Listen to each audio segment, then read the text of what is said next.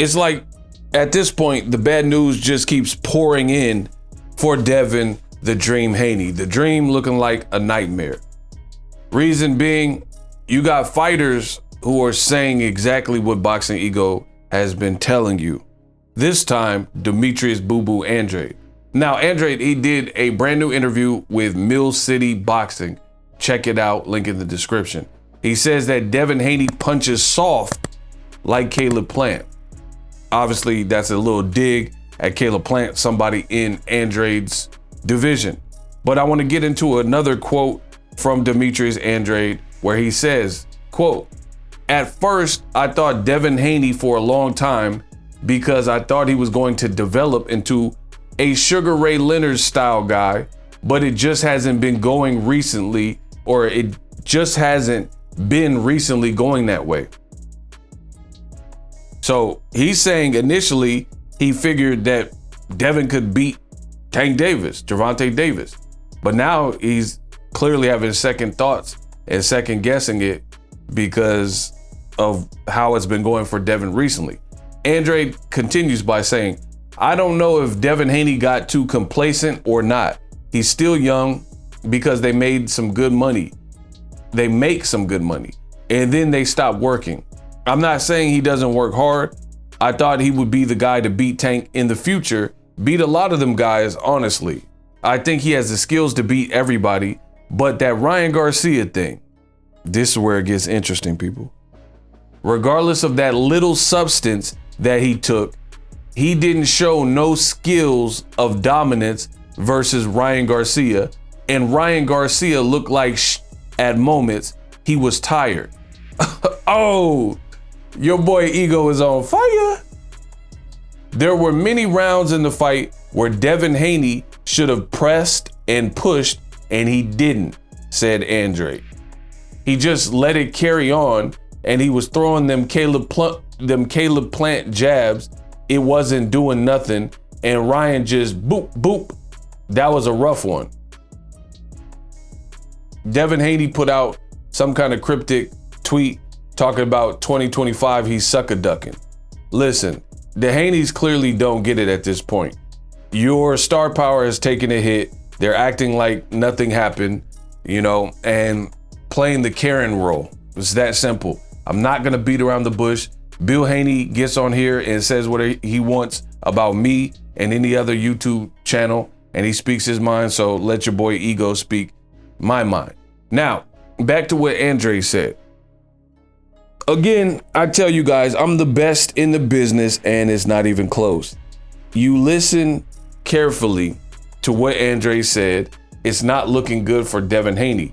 I'm gonna repeat the quote for you guys so you don't miss it. He says, "I think he has the skills to beat everybody, but that Ryan Garcia thing, regardless of that little substance that he took, he didn't show no skills." He being Devin Haney didn't show no skills of dominance versus Ryan Garcia, and Ryan looked like at moments and was tired. Okay, so people try to roast YouTubers. I can't speak for every YouTuber, but I can dang sure speak for myself. That is literally almost verbatim what I have said on my channel regarding the fight. If you remember, type "I remember" in the comment section and vouch for me. I don't ask for much, and I don't ask for you guys to lie on my behalf. But if you remember me saying something that was eerily similar, put that in the comment section because I know I said it. I told you guys, people are hung up on the failed PED test and the Osterine. I don't condone cheating, never have, never will. That's always been my mission statement on the page. Unfortunately for Devin, he was involved in a fight that was allowed to transpire, and we got to see it because it wasn't known that Ryan had anything in his system. However it got there. That's the luck of the draw. You sign up as a fighter, we seen the fight, we get to analyze. And from all the data points, you have another fighter in Andrade, and other people have said this, where they're saying a SARM like Osterine in the trace amounts that Ryan had the day of the week, like he didn't fail in training camp, which would strengthen the case for the Haney Act. He failed the week of the fight. You have to understand how banned substances work. You don't just take it one time and you're an X-Men mutant. It's not how it works. You have to almost build up a tolerance and acclimate to whatever it is, and then you'll start to, that plus working out plus cycling, now you're starting to reap the benefits of said banned substance. It's not something you just take. Andre Ward told this to Devin Haney himself when he interviewed him, that he believes that the mix-up was Ryan was trying to cut so much weight. It doesn't really appear that he was trying to like cheat in training camp and juice up because he thought he was going to lose. But the Haney Act's being so foolish, this is what they're trying to push. Now you have Andre, a pro fighter and southpaw, an Olympian, and he's saying that at one point I thought Devin was going to be a Sugar Ray Leonard type, that he could even go on to beat Gervonta Davis, but the way it's looking, it sounds like he has second thoughts. And he said about the Ryan fight, the levels that Ryan had in his system, you know, Devin didn't show no skills of dominance versus Ryan. And Ryan looked like ish. This is literally what I said. Ryan looked pretty bad when he wasn't hurting Devin Haney, which leads me to believe all the drinking, all the playing around in training camp and distracted behavior that he was clearly exuding in the preparation for the fight. So look at, that's why I told you this fight was going to be hard to come back from.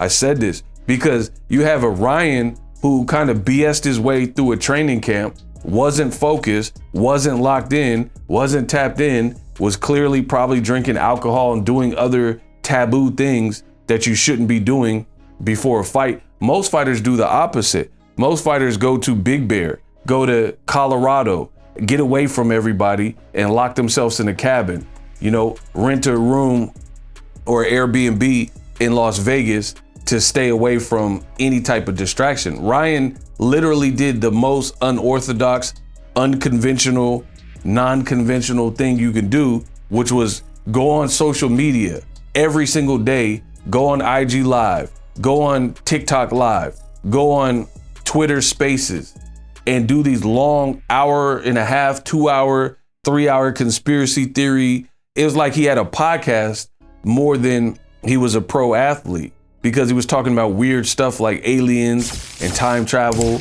and, you know, ancient civilization, all this stuff that didn't really have nothing to do with the Haney fight. So again, it looks even worse, which is what I've said from day one, because Devin Haney, he's been a model citizen, he's been disciplined, and he's been a weight bully, and he was the guy that was favored with, it was thought to be much higher ring IQ and skill set. And like Andre's saying, that wasn't really apparent.